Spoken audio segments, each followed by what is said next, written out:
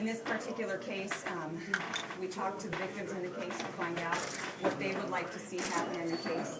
And the victims in this case want to move forward with their lives, and this is a way for them to do that. What did they say again? I said that the victims in this case would like to move forward, and this is a way for them to do that.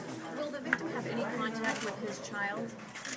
That's a family law, family court proceeding. We don't deal with that over here in court. Can you recap the terms of the defendant's sentencing now as agreed to on that 3-page document y'all talked about? Sure.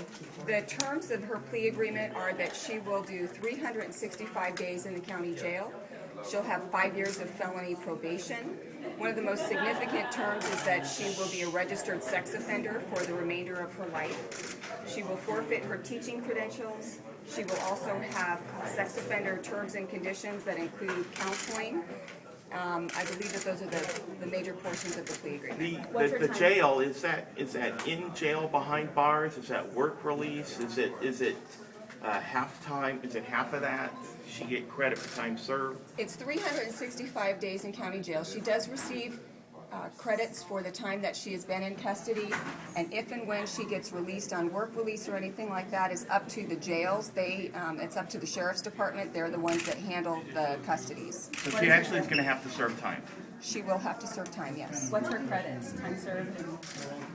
The credits are however long she's been in custody since the time she was arrested. Those credits will all be figured out and determined at the pronouncement of judgment on August 28th. And can you recap exactly what she pleaded guilty to, please? Sure. She pled guilty to 4 counts of Penal Code 261-5C, which is unlawful sexual intercourse, 2 counts of 288A, which is an oral copulation of a person under the age of 18.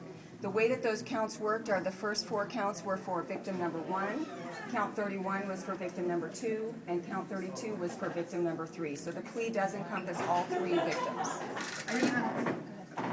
Are you happy with how this turned out, or do you think she should have been punished? You know, this is an opportunity for her to rehabilitate herself. This is her one chance at doing that. The goal of our criminal justice system is both punishment and rehabilitation, so this is that opportunity for her. She is going to utilize all of her local time in that 365, so if she violates probation after that, as the court stated, she is looking at going to state prison. Thank you, everybody. She has another case that she has to go to. Melissa, real quick question, one last quick question. Does this agreement give her immunity if other victims come forward and say, hey, I have proof that I also had sex with her when I was a minor? It does not. So if somebody else comes forward, she could be thrown right back into it? She could potentially face additional charges if additional victims come forward, yes. Have you talked to potential other victims? I have not. I don't investigate the cases. That would be the police department who would do that. Have you heard of any other potential victims? I have not at this time.